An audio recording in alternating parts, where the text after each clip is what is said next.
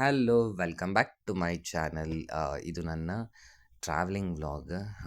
ಈ ವ್ಲಾಗಲ್ಲಿ ನನಗಾದಂಥ ಒಂದು ಅಚ್ಚರಿ ಇನ್ಸಿಡೆನ್ಸ್ನ ನಾನು ಹೇಳಲಿಕ್ಕೆ ಇಷ್ಟಪಡ್ತೀನಿ. ಆ್ಯಂಡ್ ನಾನು ಯಾವತ್ತೂ ಈ ಥರದ್ದೊಂದು ಸಿನಾರಿಯೋದಲ್ಲಿ, ಅಂದರೆ ಈ ಥರ ಒಂದು ಸಿಚುವೇಶನ್ ನನಗೆ ಯಾವತ್ತೂ ಬಂದಿರಲಿಲ್ಲ.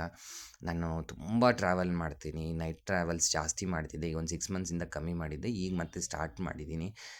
ನೈಟ್ ಟ್ರಾವೆಲ್ಸಲ್ಲಿ ನಾನು ತುಂಬ ಟ್ರೈನ್ಸಲ್ಲಿ ಒಬ್ಬೊಬ್ಬನೇ ಟ್ರಾವೆಲ್ ಮಾಡಿದ್ದು ಎಲ್ಲ ಇದೆ. ಸೊ ನಾನು ಯಾವತ್ತೂ ಎಕ್ಸ್ಪೀರಿಯೆನ್ಸ್ ಮಾಡಿರಲಿಲ್ಲ. ಬಟ್ ನನಗೆ ಇದು ಸಡನ್ನಾಗಿ ಇವತ್ತು ನಂಗೆ ತುಂಬ ಅಂದರೆ ತುಂಬ ಅದು ಆಶ್ಚರ್ಯ, ಭಯ, ಒಂದು ಕಡೆ ತುಂಬ ಡಿಸ್ಟರ್ಬ್ ಆಗಿಬಿಟ್ಟೆ ಅದನ್ನೆಲ್ಲ ನೋಡಿದಾಗ. ನಾನು ತುಂಬ ಜನ ಹೇಳಿದ್ದು ಕೇಳಿದ್ದೀನಿ, ಟ್ರಾವೆಲಿಂಗ್ ಮಾಡಬೇಕಾದ್ರೆ ಪ್ಲ್ಯಾಟ್ಫಾರ್ಮ್ ಮೇಲೆ ಲೈಕ್ ಮಿಡ್ ನೈಟಲ್ಲಿ ದೆವ್ವಗಳು ಕಾಣಿಸ್ಕೊಳತ್ತೆ, ಇಲ್ಲ ಒಂದು ಫಿಗರ್ಸ್ ಕಾಣಿಸುತ್ತೆ ಅಂತೆಲ್ಲ ಹೇಳಿದ್ದೆಲ್ಲ ಕೇಳಿಸ್ಕೊಂಡಿದ್ದೀನಿ.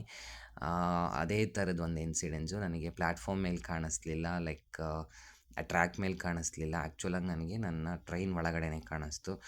ನಾನು ಸ್ವಲ್ಪ ಡಿಸ್ಟರ್ಬ್ ಆಗಿಬಿಟ್ಟೆ, ಯಾಕಂದರೆ ನಾನು ನೈಟ್ ಟ್ರಾವೆಲ್ ಮಾಡ್ಬೇಕಾದ್ರೆ, ಅಂದರೆ ನಾನು ವ್ಲಾಗಿಂಗ್ ಹೇಗೆ ಸ್ಟಾರ್ಟ್ ಮಾಡಿದ್ರು ನಾನು ರೆಕಾರ್ಡ್ ಮಾಡ್ಕೊಳಕ್ಕೆ ಯೂಶ್ವಲಿ ನಾನು ಹೋಗಲ್ಲ. ನಾನು ಟ್ರೈನ್ ಸ್ವಲ್ಪ ತುಂಬ ಎಂಜಾಯ್ ಮಾಡ್ತೀನಿ. ನಂಗೆ ಅದು ಯಾಕೆ ಗೊತ್ತಿಲ್ಲ, ತುಂಬ ಬಾಂಡ್ ಟ್ರೈನ್ ಜೊತೆಗೆ. ಟ್ರಾವೆಲಿಂಗ್ ಮಾಡೋದು ಅಂದರೆ ತುಂಬ ಇಷ್ಟ. ಸೊ ಟ್ರಾವೆಲ್ ಮಾಡ್ಬೇಕಾದ್ರೆ ನಾನು ಎಲ್ಲ ಡೋರ್ಸಲ್ಲೂ ಹೋಗೋಗಿ ಒಂದೊಂದು ಸ್ವಲ್ಪ ಹೊತ್ತು ನಿಂತ್ಕೊಂಡು ಆ ಟ್ರೈನ್ನ ಎಂಜಾಯ್ ಮಾಡ್ತಾ ಮೂವ್ ಆಗೋವಂಥ ವ್ಯಕ್ತಿ ನಾನು.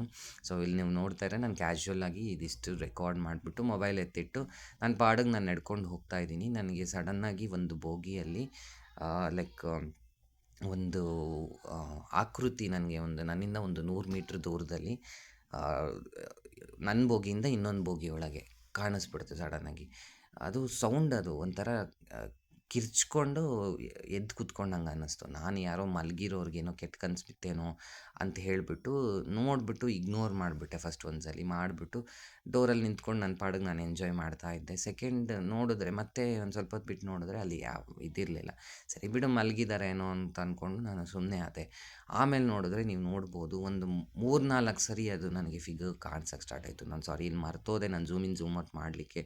ಅಲ್ಲಿ ಟಾಯ್ಲೆಟ್ ಕಾಣಿಸ್ತಿದೆ ನೋಡಿ, ಡೆಡ್ ಎಂಡಲ್ಲಿ ಬ್ಲ್ಯಾಕ್ ಕಲರಾಗಿ, ಅಲ್ಲೇ ಅದ್ರ ಪಕ್ಕದ ಸೀಟಲ್ಲೇ ಆ ಥರ ಆಗಿತ್ತು. ಆಮೇಲೆ ಏನು ಮಾಡಿದೆ ಅಂದರೆ, ನೆಕ್ಸ್ಟ್ ಸ್ಟೇಷನಲ್ಲಿ ಇಳ್ಕೊಂಬಿಟ್ಟು ನಡ್ಕೊಂಡು ಆ ಪ್ಲ್ಯಾಟ್ಫಾರ್ಮಲ್ಲೇ ನಡ್ಕೊಂಡು ಹೋಗ್ತಾ ನಾನು ಚೆಕ್ ಮಾಡಿದ್ರೆ ಅಲ್ಲಿ ಯಾರೂ ಇಲ್ಲ ಆ್ಯಕ್ಚುಲಾಗಿ.